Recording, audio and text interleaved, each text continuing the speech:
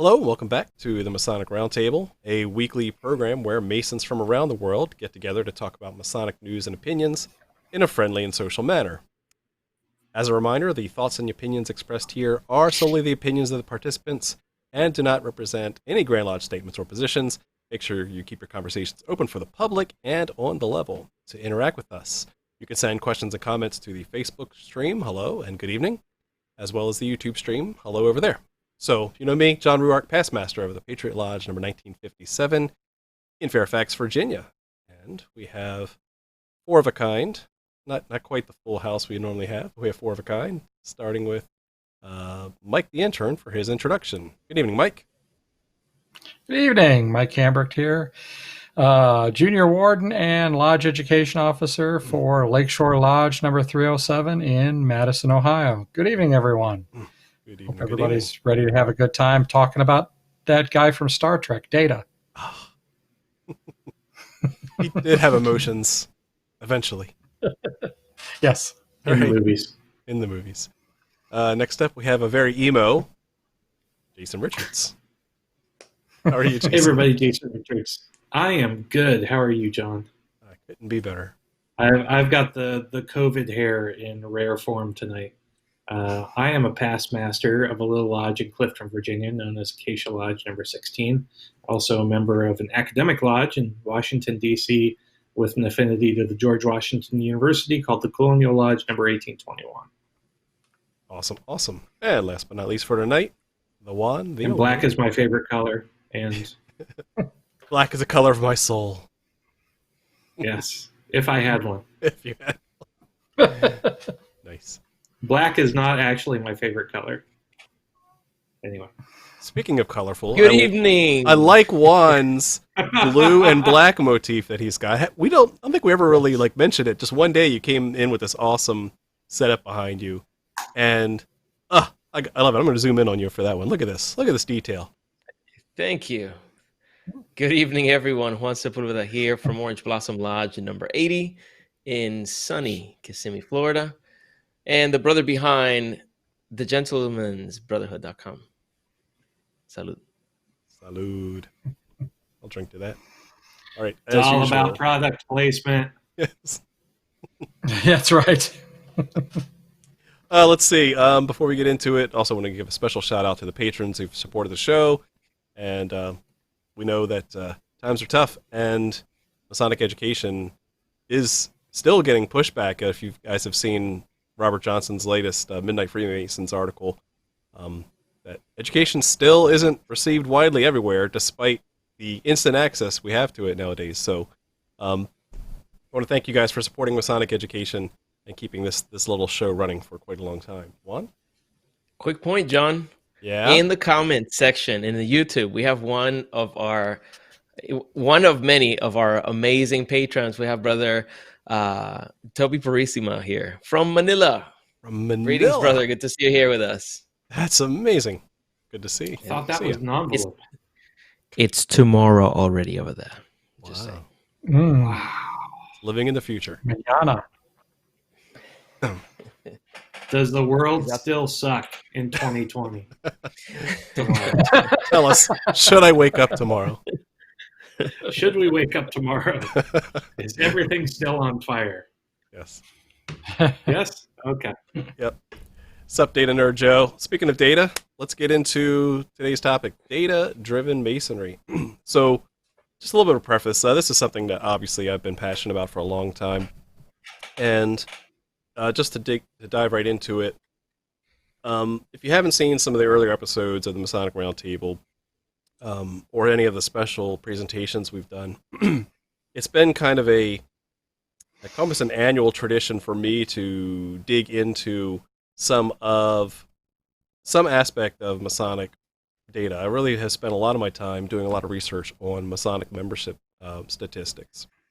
And just as a small recap to that, part of that came from the fact that we really don't know how many Masons we have, right? If you start at the Masonic Services Association of North America, which is sponsored by all of the Grand Lodges, the they actually just ask all the grand secretaries what the numbers are. A lot of trust, no verify. Right? We have a lot of data, but we don't know, are they fudging the numbers? Are they double counting dual members? Some are, some aren't. How Or they're accurate? just making typos and mistakes. Yeah, we have no reliable source of data integrity, and it's not a bad thing. We're not saying anyone's trying to be malicious. We are saying that we're all human, and in order to make better decisions with the craft, we kind of need to know what our baseline is. We kind of need to know where we are. And then, to top it all off, to bring it to today, the last time I checked, hopefully they fixed it. They probably haven't. If you go to the Masonic Services Association of North America, msana.org, I believe, you can actually go check their membership statistics, and they have not been updated in over 2 years.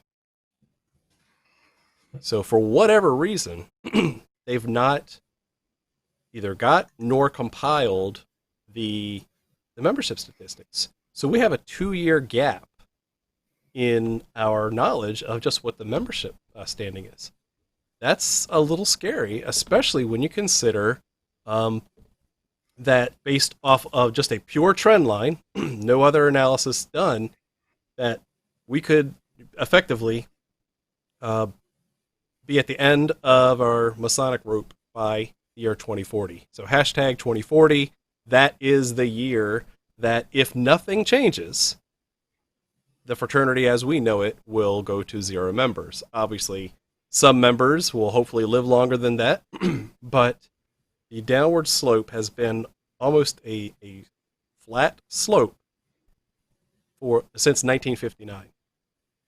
We have not. So what you're saying is it'll be more and more likely that one of us gets to be Grand Master because, there'll be less and less of us to actually take the position. We'll all take turns, right? We'll share the seat because there won't be many of us around. You're right. It's kind of scary.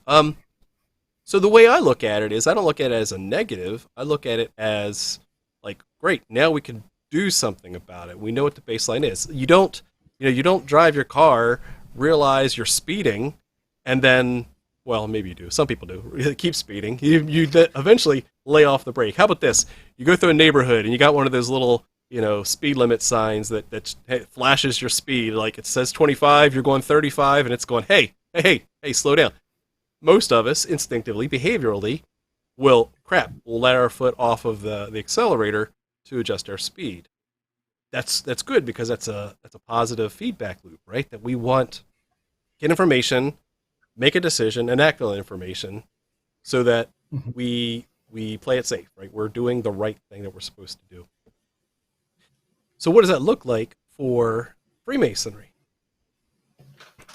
Now, the one thing I wanted to talk about is it's not just about membership statistics. Like, we're living in 2020 where big data and number crunching and all that is the commonplace. Everything's in the cloud.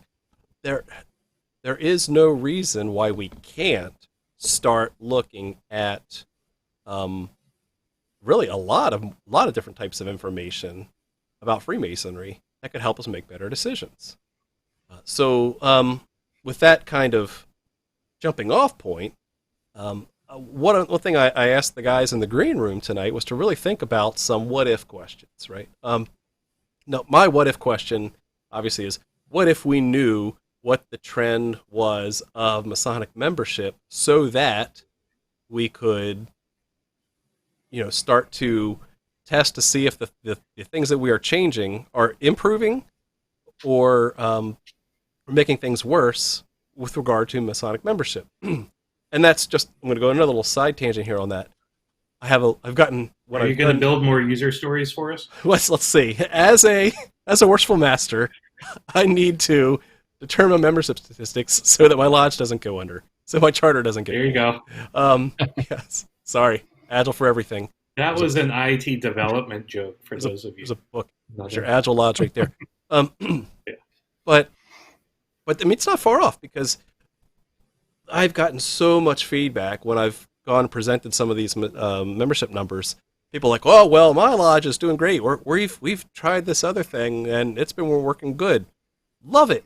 Absolutely love it. And that's wonderful data that works locally. And so I don't think any of us, no one has the magic wand that could fix that. However, you can absolutely test those things and see what the retention rate is. So another episode we did was, I think, called the Masonic Factory. If you imagine a pipeline of members coming from profane world, not knowing anything about Masonry, gets involved, gets engaged, gets a petition, goes through the degrees, and then becomes a member for many, many years. Like, that's quantifiable. We just don't really do it actively. Some systems are pretty powerful in handling that. You have things like Grandview, like Mori, some of these other Grand Lodge database systems. It's a start. They're not perfect, but it's a start to just put all that information together.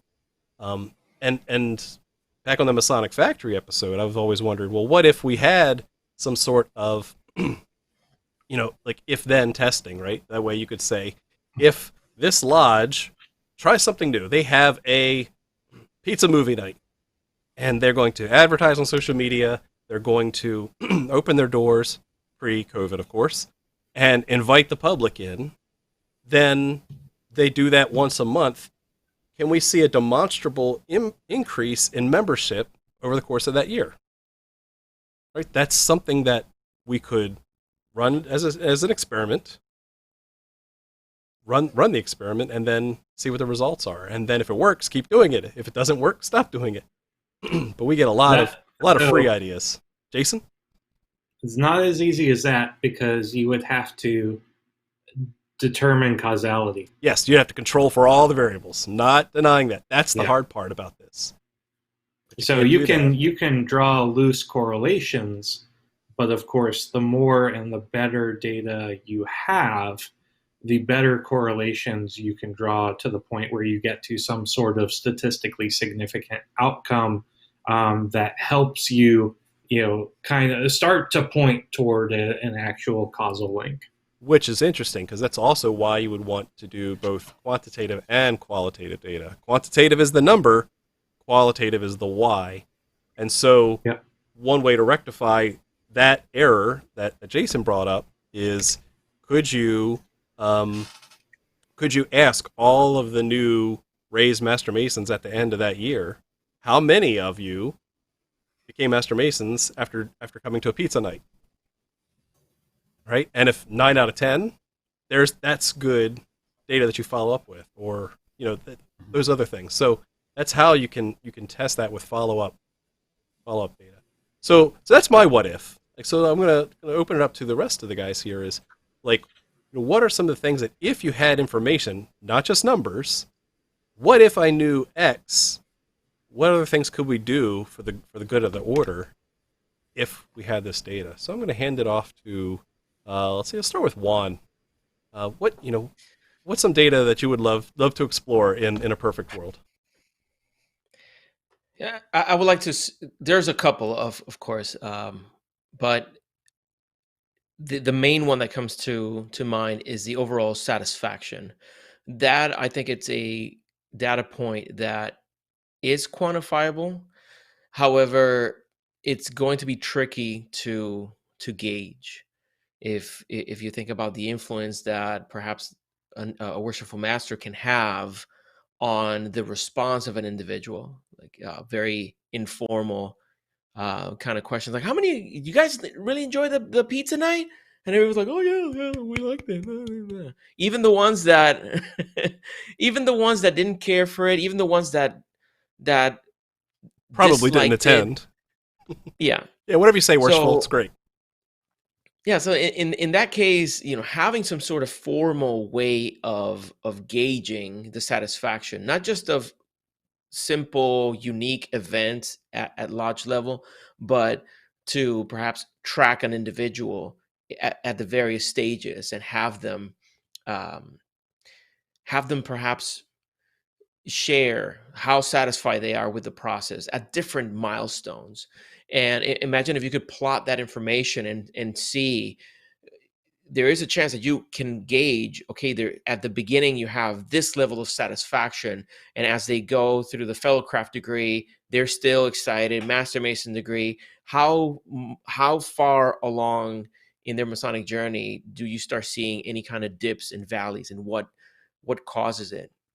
For those of you who don't know, on YouTube, I can go right now to any of the episodes that we have, and I can see when people drop off. If they get to the once minute, we start to the minute. Oh yeah.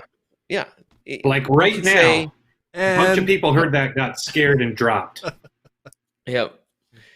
And for example, YouTubers, professional YouTubers, they pay attention to things like a foreshadowing of something that's going to happen. Let's say, for example, we're getting to the end of the conversation, and this is some free advice for those of you who like YouTube and recording videos. If you broadcast the fact that you're about to end, so in summary, let's wrap up by, as soon as you say that, people think, okay, this is over, I'm gone. The majority of people just drop off.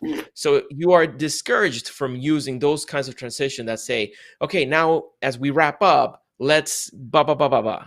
Instead, it should always be an invitation to watch more, or an invitation or a call to action to do some other thing. Well, by the same token, if you're able to gauge the satisfaction of people, you're able to then be specific and say, oh, is the lack of education in Lodge. This is just a wild guess here.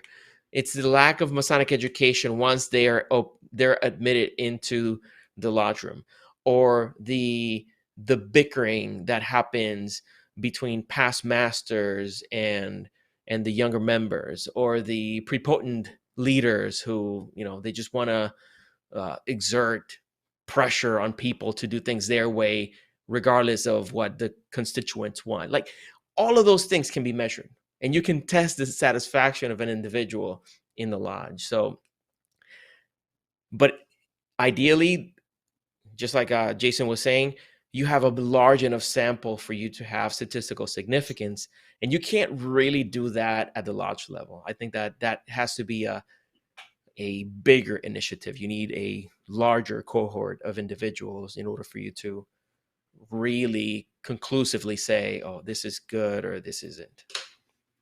You need hundreds, if not thousands or tens of thousands of data points. Yeah, but there are some simple ways to do that. I'm just going to show an example. If you ever flown in an airport recently, that as you go through some of the TSA checkpoints, you'll see like one of these little like happy or not buttons, right? Where it's got a smiley face, an okay face, a kind of sad face, and a really sad face. Just one click as you walk by. How was your experience today? Boom. Ready for this? What if they were outside every lodge meeting? As you leave the lodge meeting, right? You could say, all right, just let me know your satisfaction of tonight's meeting. And it's anonymous, right? You don't know who slapped the button, but you at least get some data that could show, hey, tonight was a really crappy mood that came out. The experience was bad. It doesn't say what in particular, but I mean, that's more stuff you can dig through. But you stick one of those outside of a lodge meeting, you could get some really good instant feedback of, was the speaker kind of boring? Did we talk about the bills too long? Or was this really engaging and these guys are like really excited? That's simple. So that's a great one, Juan, is to see customer satisfaction and do it as something as simple as a happy or not button. Mm-hmm. All right, how about you, Hammy? What would be your what if I had more information about Masonry? I would. All right. The one I would be after is when we do these public events, whether they're the pancake breakfasts, which I know sometimes are about raising money, but the whole, any of these, even the pizza movie night that you talk about, or I was in one Can lodge where we crushing did a events. yeah, that too. But the veterans nights and things like that is, I mean, I understand, like even the veterans night, that's an appreciation thing and so forth. That's the goal. But, even for a pancake breakfast, is the goal always to just raise funds, or are we trying to raise awareness of Freemasonry? And if we are we doing that? And if that's our goal and we're doing that, are we actually getting public awareness, or are we getting new member awareness as well? I mean, because that's, those are the things that, I think should drive some of this is, what are we doing any of this for, So, and that would be the data I would want to know, where we get it, how we get it, and what does it help us, and honestly, one of the other questions, I'll throw it out there now, being from a state that does this regularly, are one-day classes helpful? I mean, not in the zone of whether or not they bring us more in and less go out, not that, but are they actually helpful at all? Um, I'm I mean, glad you brought that up. Go ahead, finish your thought. I mean, I know we can point to, brothers I know personally that are better brothers than some who went through the traditional way. And we can even point to Chris Hodap. He's a one-day class Mason, So these are big examples that stayed with it. But again, are they helpful or are they a hindrance? And, where do we go with that? One thing I would be genuinely curious about, like if we all had this like data-driven mindset approach, is we're in unprecedented times right now with COVID, right? And we can actually capture kind of before and after facts, right? We can see all the new members that have joined post-COVID. And that doesn't mean like during lockdown. I mean, that's like, what about COVID as a cultural change, right? What about COVID as a cultural signifier for the values of the generation that comes in after that? So we could measure that as a separate, what they call cohorts. So in data, when you make a change, the next round of users you test that change on, you can't treat them the same as the ones before because you've tweaked the variables, right? So you can't say the people before the change and the people after the change got the same experience. Same thing is true here. We are seeing right now, and I'm getting all these back channel emails and chats and texts about Scottish Rite Valleys going virtual, right? One-day classes that are even one-day Blue Lodge Masonic classes that are being considered virtual and streamed.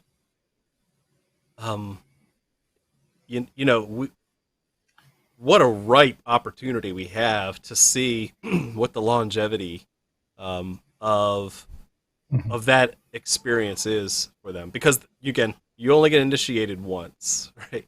And so what we could do is we can now treat with data all of these people this cohort of Master Masons that came through this virtual way. What is their experience like for the rest of their Masonic career? And I used to think about like the Mick Masons tag. I'd never heard that before until really talking to some people from other jurisdictions. And I know it's like a derogatory term, which again is awful when you're saying that those who went through the one-day class had that differently. However, it is worth tracking them separately because they had a different experience. Not better or worse, just different. Mm-hmm. And if we can't compare A and B, and we just say, "Oh, don't worry, they're all Master Masons. Don't worry about it; it's all the same." I'd beg to differ, and I wouldn't stop there. Obviously, I'd go down to each lodge level because a Mason from this lodge has a completely different experience than the lodge down the street. And it's one thing I've even asked, just bringing it up. I'm on the membership committee for the Grand Lodge of Virginia, and I've always wondered, like, why don't I have a table that's printed out and that here are the top 10 lodges that have brought in members and that have had great experience of the brethren, right? It doesn't have to be about numbers, but what about the ones that are growing, that are have high attendance of their current members? Let's just look at that. Let's just look at attendance rates. Don't even worry about growing. Retention rates. Retention rates. Ding, ding, ding. So what if we started there? And then let's look at the bottom 10. Guess what? You sometimes kind of have to tell the bottom 10, it might be best if you just kind of like hung your head up and walked out the door. It hurts, but you got. We only have 20 years left. Yeah. Yeah, we can't sugarcoat it. Not anymore. I like your suggestion of taking that. You look at the top performing lodges, the ones that are bringing people in and the people are staying. What is keeping them there? And you can have especially if you in the committee that you're in, like that's part of what you do. It's part of having conversations with people to ascertain what is working basically for membership. But if you go to the opposite end, you could have one thing that I've suggested many times, and I think that some brothers have taken it up, is having an exit interview. Okay, you have someone who stops taking your calls, stops taking your calls, stop answering emails, doesn't go to lodge, gets non-payment of dues, so it gets suspended. You can still find a way to reach to that individual and maybe have a standard questionnaire for your district, or you can go as little as your lodge, but check with them. Like, why didn't you stay? Like, what didn't you find that you were looking for? Or was it just your lifestyle? But if you can see that a lot of people in this particular lodge come in, join, and they're out in a year, there may be something wrong with that lodge that could be amended. So, yeah, I totally agree. Those questions. Great questions. How about you, Jason? What have you thought about? So a couple things, because I can't pick just one. What if we had lodge exit interviews for brethren who leave, who go NPD, who demit? What if, it could even be something as, an online form to fill out. Granted, you'd hope that you could do it in person, but that would, I think, especially on a macro scale, a macro level, I think that would give us a whole lot of indicators and a whole lot of data on why men are either leaving the fraternity or why men are choosing to go elsewhere, whether it be other organizations, other lodges, etc. I think that would be a phenomenal source of data. One other thing that I would love to see is I'd love to see a lot more membership data on different Masonic obediences. Say more about that. So of course, MSANA only tracks state Grand Lodge data from the 50 states. It doesn't track Prince Hall, doesn't track LDH, it doesn't track female craft masonry. So, I would love to take a look at the membership information and see, what the U.S. Grand Lodge system is doing compared with the Prince Hall Grand Lodge system or the LDH system, etc. A good friend of the show's, Matt Botts, tried to do a project on Prince Hall data, and what he found was there just isn't hardly any, at least from the Virginia standpoint. So, we talk about, inaccuracies in Grand Lodge data reporting, and we've actually seen that where we go through the proceedings year after year from the different Grand Lodges, and the numbers don't match up to the numbers reported by the Masonic Services Association in a lot of places. And we're not saying that that's due to malicious intent or anything like that, but we have enough of a problem with data as it is in the state Grand Lodge system. Other Grand Lodges are even worse. And so if we had all of that membership data for all of the Masonic organizations, appendant bodies, different obediences, then we could actually get a picture of what Masonry is doing well, what Masonry is not doing well, from an organizational standpoint, and maybe start to pull out some of those correlations and those causal linkages as to why that's happening.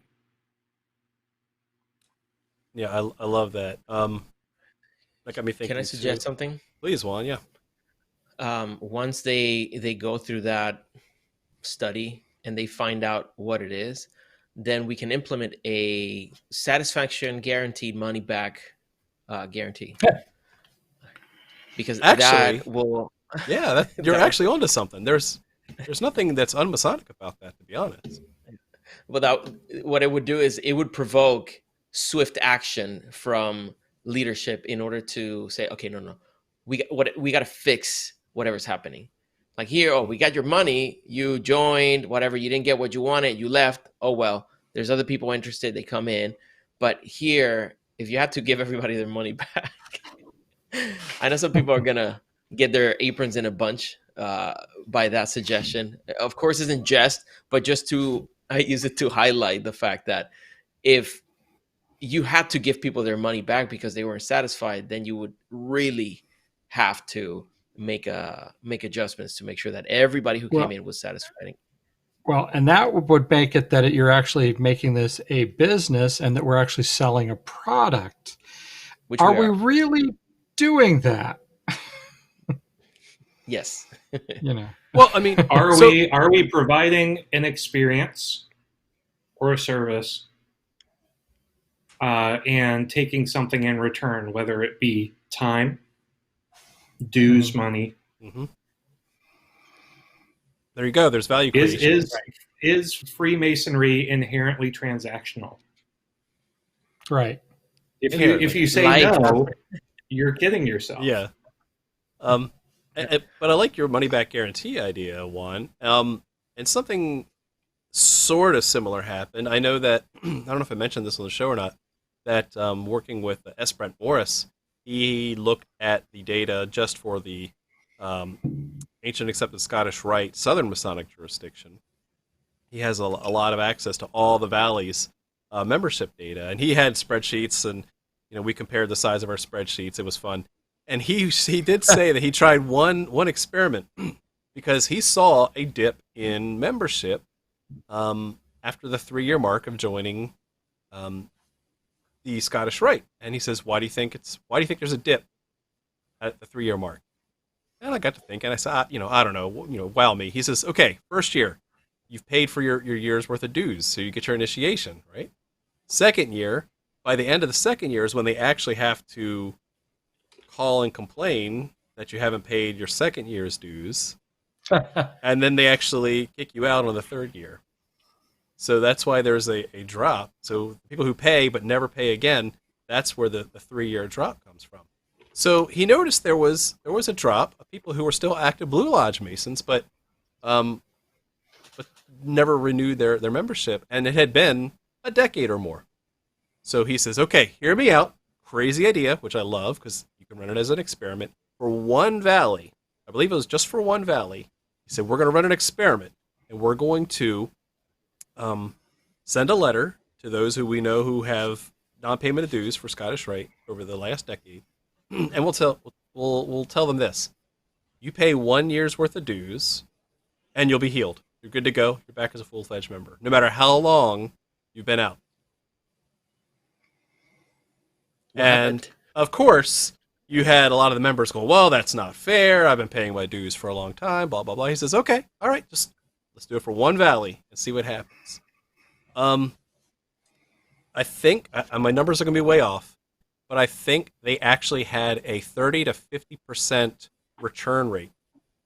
That people came back and became active. And he said some of the anecdotal, some of the qualitative, not quantitative part, the qualitative interviews he got from people were like, I just didn't feel like anybody missed me, but since I got this letter, I do feel missed, and I do want to come back.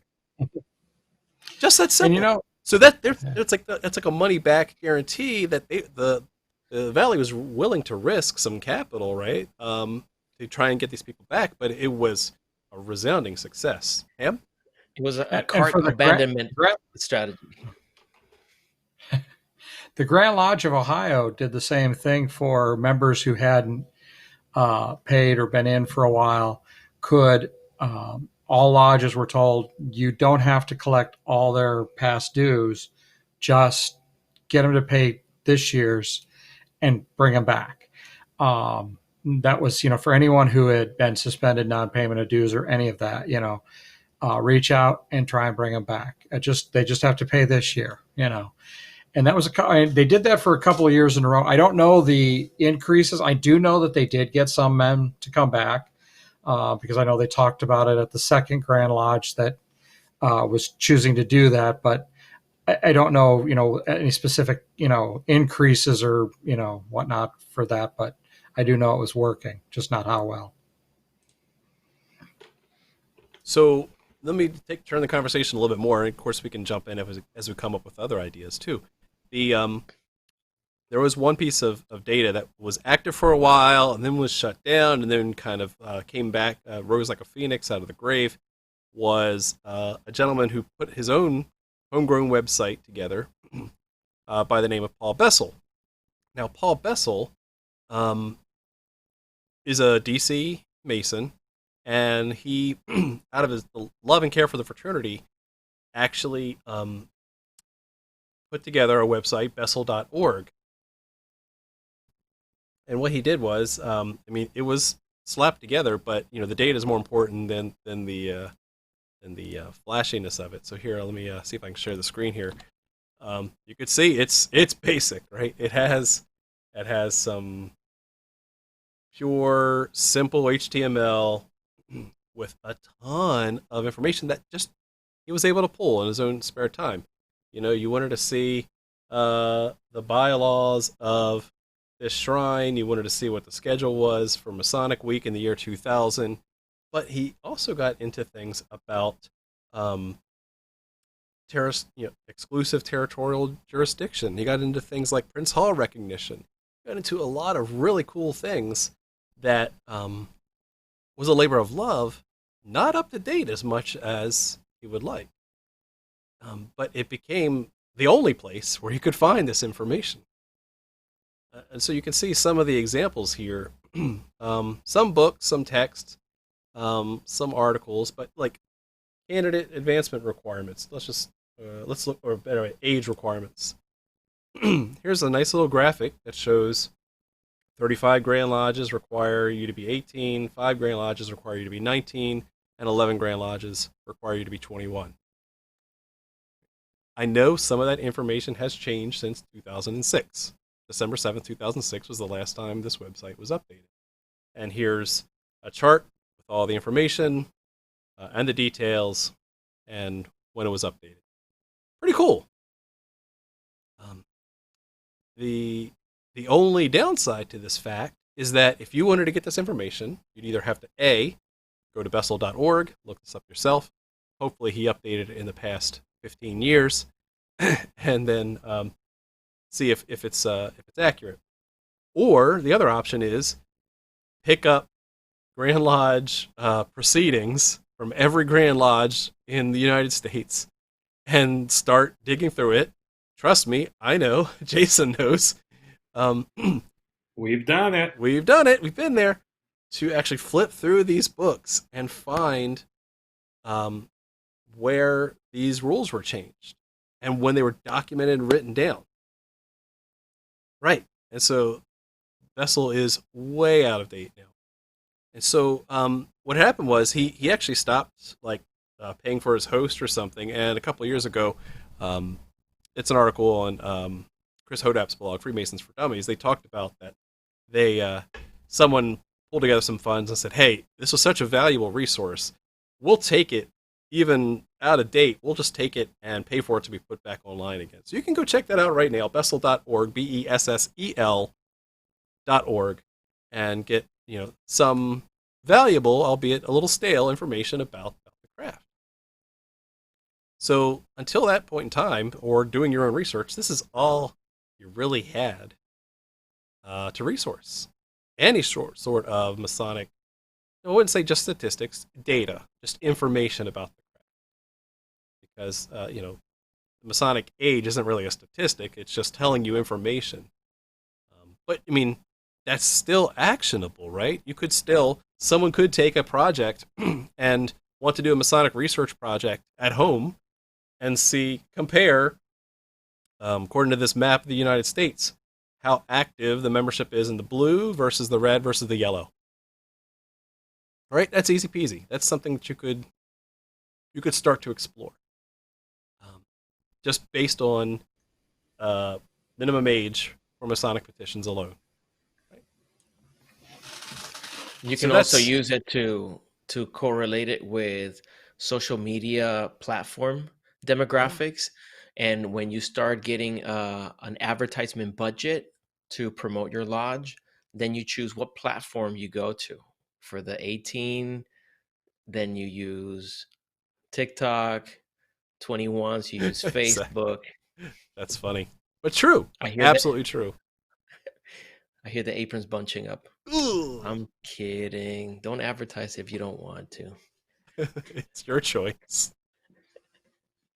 Which now kind of leads to the last portion of the show, where they say if you want something done right, you got to do it yourself. And we just lost all our listeners. Yes. And in conclusion, gone. Wait for it. Oh, where did everybody go?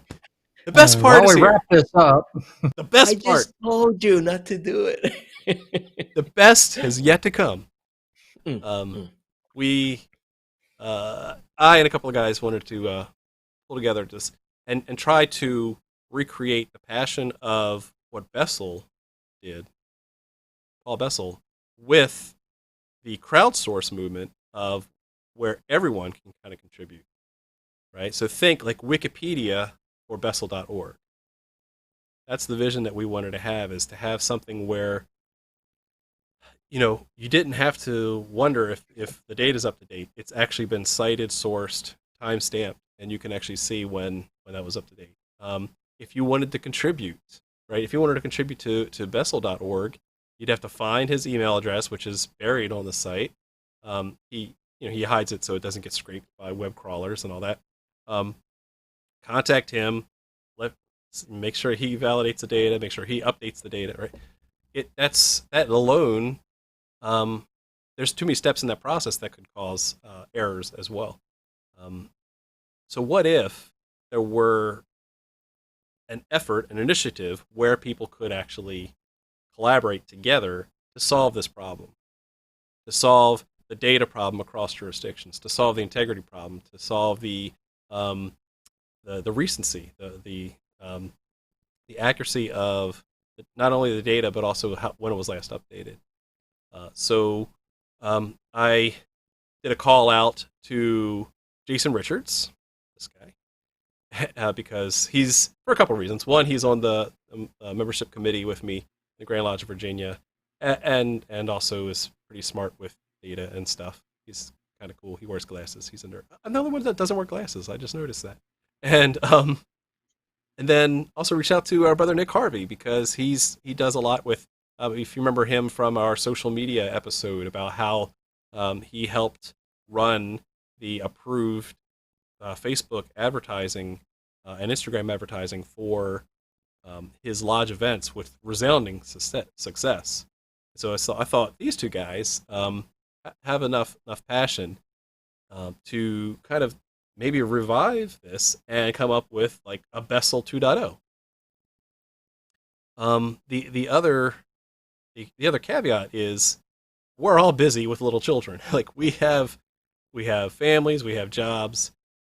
We can't do it alone, right? That's one of the deficiencies of Bessel.org's site, is that it's hard to maintain. So what if we were able to take the ability to crowdsource the scattering of letting 1,000 flowers bloom, and then see if we can resurrect that. That's when we came up with a little idea of a site to call data-driven Masonry. Okay? So we're at like day one of this thing. Here's the thing: we're not here to make a buck, right? We're not here to do this. We're really just here to leverage what Paul Bessel's done, and really take us to the next logical step. The other thought process is we're all home, right? We have some spare time, some spare cycles. We might be able to reach out to a Mason in Kentucky and say, "Hey, can you can you work with your Grand Lodge to get the last 3 years membership numbers because they're not being updated on Masonic Services Association? Can you get those for us, please, pretty please?"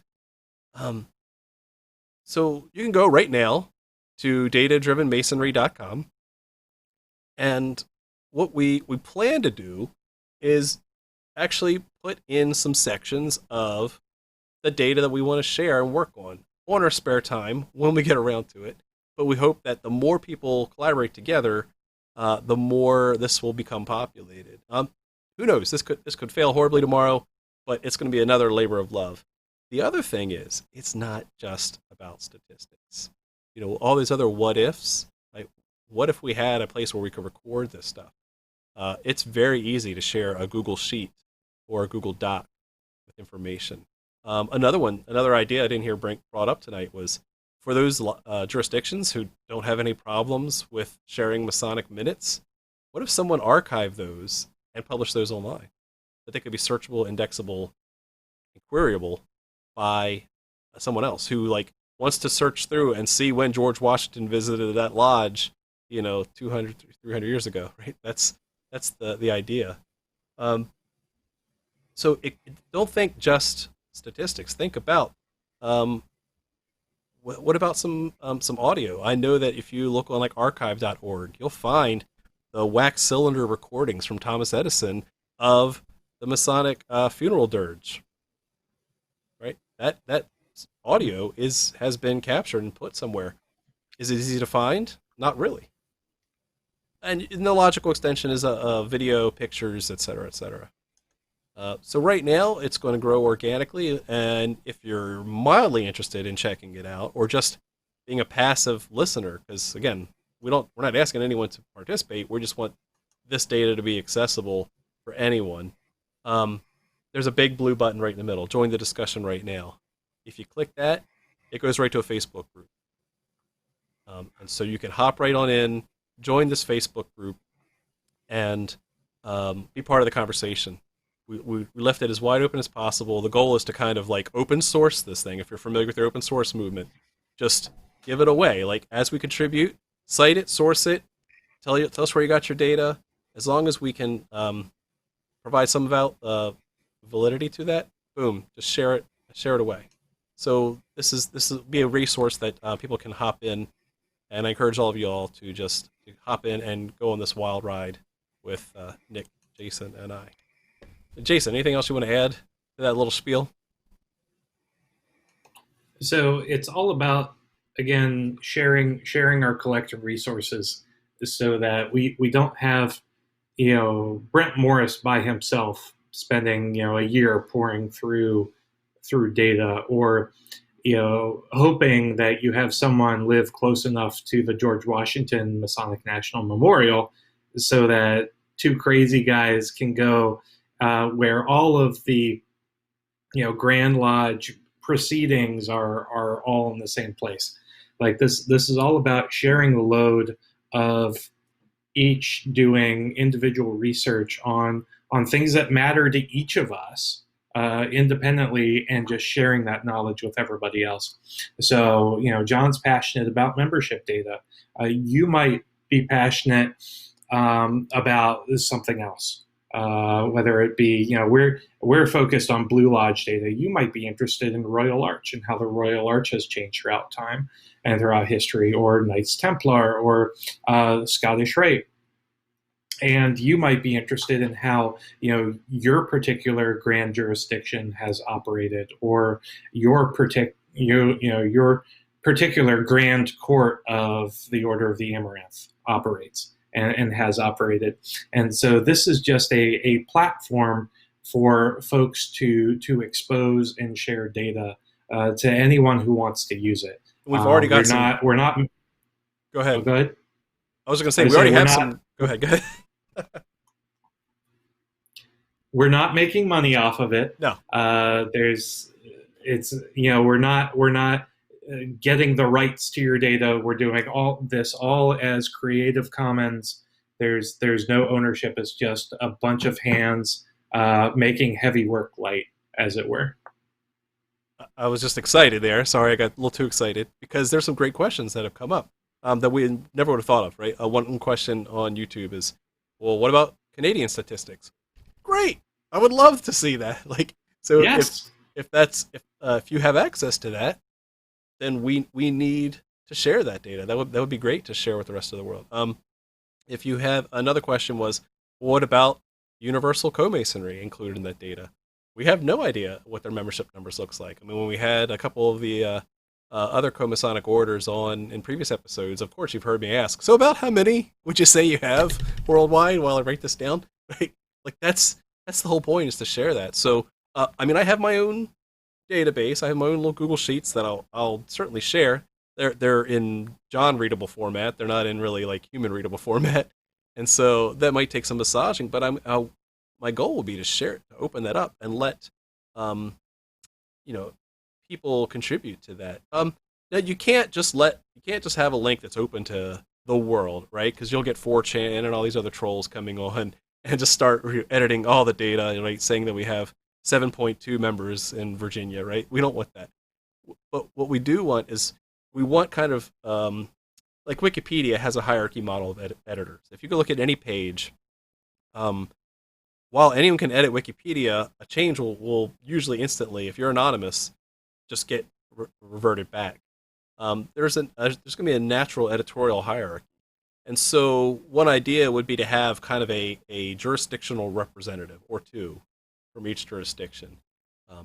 That way, they are the go-to guy or gal that could actually get that data pretty quickly. So it's not to say that that John's the only one who has all the power in the world for Virginia membership data, but it's that he's the one who would be responsible for getting that data and sharing that, right? So if you're thinking about volunteering as kind of an ambassador for your jurisdiction, let us know. Like, I'd say, I want to help out, and I'm a member of this jurisdiction or these jurisdictions, and I'd love to help out. You don't need to be the official rep, the Grand Lodge rep, whatever. You just need to be passionate, willing to help, and in that jurisdiction, which will make things a lot easier. So, Ham, Juan, and what are your thoughts on this data-driven masonry initiative? That's very exciting. I'm glad that you guys put this together.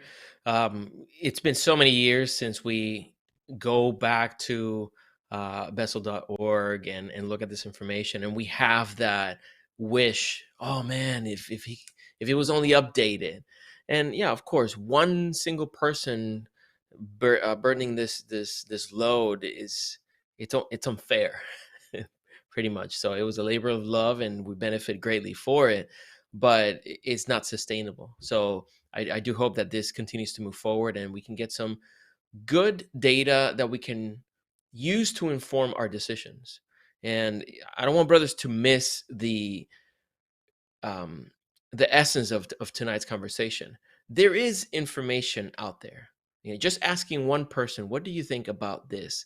It's just anecdotal. It's just one single data set, and you want to be able to have access to multiple opinions. The more, the merrier, because that way you are able to really make a decision that works. And in my notes for the show, I put leading by consensus. Personally, I don't think you should lead by consensus. I don't think it's a smart way to handle a business, to handle an organization. And it's not because you can't trust your constituency. That's not the point. Is that you are put as a representative of the community to make some decisions, and you have some leadership qualities that make you that ideal leader. And we're trusting that you're going to make good decisions. but it's a spectrum. You either make decisions by consensus and you try to please as many people as possible. You're a tyrant and you want things done your way, in your short-sighted way. You try to, exert your authority just because you think it's a good idea. But Right. there's all these gradients that you can tap on people that have access to the information. Delegate some information, a little bit more, in order to make a decision that it's going to be effective.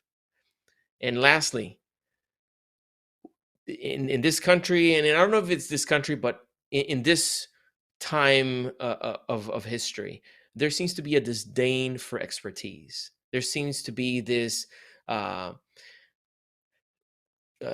se? Desconfianza, when you don't trust, a mistrust on experts. I think that this is something that we should have people that know the data be the ones to help other people make the decision. So we need to trust the data. I mean, if the data is there, you can make a good decision. So I applaud you, brothers, for putting this together. So that, we're just getting this started. There's some things we're still working out. One question I want to pose to John, and this is stuff we're still trying to figure out, is, okay, so we're trying to figure out the types of data that we want. There could be some data that folks come across that contains PII, that's personally identifiable Yes. information that has to be protected. Can I share So, social security numbers? right.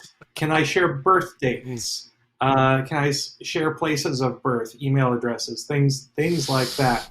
Ooh. So that's something that we have to talk about up front, because there's certain kinds of data that we just can't handle, or we'll have to find a way to encrypt or something along those lines. And so managing those expectations up front, what do you think about that, John? Ham, you were going to add to that? I was going to say, Europe even has some very specific laws regarding what you're allowed. I mean, in some cases, you're not even allowed to tie their name to it because the name is personally identifiable. Granted, that's true, but I mean, it's just the very fact that it's their name, not even necessarily their address, their phone number, nothing. Yeah, and of course, Joe Martinez included your mother's maiden name, favorite pet, and last 3 digits on the back of your credit card. So make sure you include that's those right. as well. Yeah, but obviously, or 4 if it's American Express. That's true. Note: Ham has an American Express. Got it. Yes, we have ground rules. So if you go to that first post in the Facebook group, we have a living document of ground rules. The obvious ones: don't be a jerk, right? This is being freely given away. Don't expect money, a cash payment, or anything for this. But also that there are things that we're not going to be able to collect nor share for a variety of reasons. The least of which being PII, no ritual, right? Because everyone has different ritual obligations and constraints. But there's a lot of other things that we can share, and I think that it's worth exploring, using some of the lessons learned from Bessel as an example, and try to take this into the future, especially while we have a couple spare cycles in a current COVID world. That's probably a good point to start wrapping this up. Great conversation in the YouTube chat. Please check out datadrivenmasonry.com, and let's go around one last time for final thoughts and shameless plugs, starting with Mike the intern. Mike, take it away. So this was obviously a great thing to discuss here. I've got, I've already got some questions to head towards. And, the conversation about appendant bodies, I mean, really that's a direction that's very, very close to what I like, because I love Blue Lodge, but there's been I'm very passionate about the Royal Arch. And so, some of the York Rite bodies as well. So that's just a big direction I'd like to see a lot more data on, that I know there really hasn't been much on. and of course, I'm also a Scottish Rite guy too, so I'd like to see some of that data as well. But um, I really think that this is a good. I mean, this site you guys put up, data driven. It's going to be a great place, and I even believe I've got some stuff for you to put in under Masonic texts that I think most of that I have is that we can put under there. So we'll check that out though, and because I don't want to give you anything that we shouldn't put out. So Awesome. anyway, yep. Anyway, I think that's a great plan that we have here going. So Awesome. All right, let's head over to Juan for final thoughts. And shameless plugs. I'm glad that we had this conversation. It is important that we don't think of Masonry as something that inevitably will go extinct. I'm sure that if you look at the state of other fraternities, I mean, think of fraternities that used to be plentiful in this country, and they're no longer around, or they've been decimated through the years.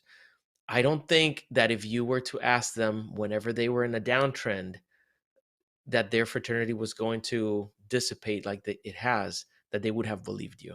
So we're sharing this with you with plenty of time. Like John was saying, things are going to get very, very difficult in a couple of decades if we don't get our act together and recognize that as times go by, our organizations need to evolve. They need to adapt. Survival of the fittest. And we have no excuse. We have access to information. We have access to technology. We have access to bright minds. It would be a damn shame if we squander all those assets and actually continue in this precipitous decline. So I love you all. Thank you so much for being a part of the Masonic Roundtable, for joining us week after week. If you know of other brothers who could benefit from hearing some of these conversations, drop them a link. Send them over to the Masonic Roundtable or through any other social media and YouTube. And while you're sharing linkities, I invite you to go over to freemasonryart.com. If you look behind us, behind the brothers who are co-hosts with me, you'll see some beautiful art. Look at Mike's. If you want to see those up close and personal, go to freemasonryart.com. This collection has circled the globe, and I want you to have a copy. So just know that when you order some of it, they go to a great cause, and it's to pay for everything you see here in the studio. I'm kidding. It goes to support everything that I do. Yeah. I love Masonry, and I love art, so I love to share both with you. Thank you, brothers. Beautiful. Thank you, Juan. Okay, Jason, over to you. Shameless plugs, final thoughts. Oh man, data is great, and it's a way we can actually get ground truth on what's actually going on with some degree of way we can actually back it up in some degree of certainty. So that's why we need more of it, and we need good data that's curated well. And so it's just, it's a very, very important thing as we look toward the future of Freemasonry to make sure that we're documenting what's going on and collecting as much data as we can, so that we can look back on this era of Freemasonry and figure out why things are happening the way they are or why they did. So it's important, and John and I and Nicholas would all love your help in helping us put together some great Masonic data. With that, not much else going on for me. I'm going to be speaking at Burlington Lodge up in Canada next week, next Wednesday. I'm looking forward to spending some time with Brother Nicholas Lane and his brethren, at least virtually. And looking forward to seeing all of y'all back next week for our next episode. Thanks, Jason. about astronomy. Ooh, astronomy. Ooh, Can't wait. yeah. So this has been fun. I'm really excited about launching something new, a little fun project. I want this to be a group project, and in a good group project way. We all know bad group projects. No, this is something that's going to evolve. It's going to no. There's not any one owner of this. It's ours, and there will be your ambassadors who will kind of be the go-to guys or gals to figure that out. And I say gals because, like, I know at our Grand Lodge, we have some administrative assistants in the Grand Lodge who actually know more about our membership data than some of our Grand Line officers do, and that's okay because they have the immediate access to it. So, looking forward to working on this fun little project together with the spare cycles that we have, just so we can start sharing things and really make informed decisions about the craft. As everything we talked about in the beginning part of the episode, data is great, but you got to do something with it, right? If you step on the scale every day and look at what the scale reads back to you, and you don't change your habits, your patterns, or behaviors, then the number's really not going to do anything for you. It's useless to collect that data. But if you want to make a change, if you want to explore something that hasn't really been explored or shared publicly before, here's a great platform for you guys to do it. I look forward to going on the journey with all of you. So with that, check out datadrivenmasonry.com. Click on the button to join the Facebook group. Love to see you over there. Start the conversation, start talking, start sharing some data so we can start making a difference. With that, I want to thank you all very much for watching and keep searching for more light. Have a good night.